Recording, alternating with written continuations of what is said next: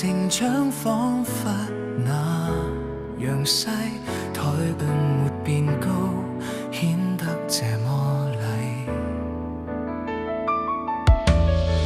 埋頭看故事書與抽屜，罰企之時害手記一世。敢言承諾太多，來日結伴又天際，仿如明年夏季相錯一切。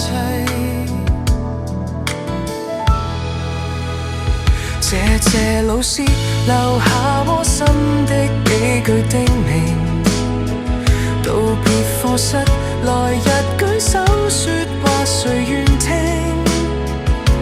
樓梯也變安靜，無人追修改正，忽然能下課亦變不高興。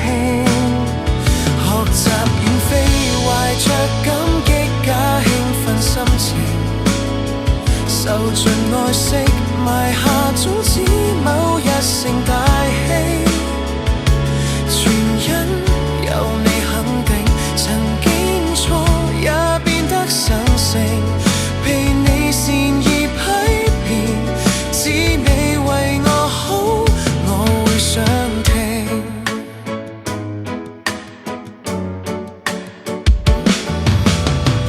流堂再50次都不介意，就算不停罰抄也可以，只求留在課室談天說地，已於願足矣。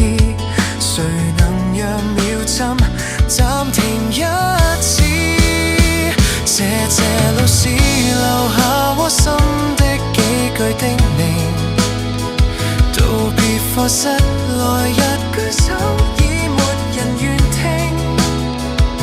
回憶也變安靜，何時方可適應？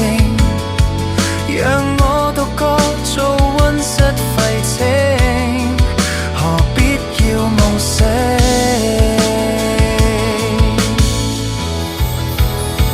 學習遠飛，懷着感激加興奮心情，受盡愛惜，埋下種子，某日成大器。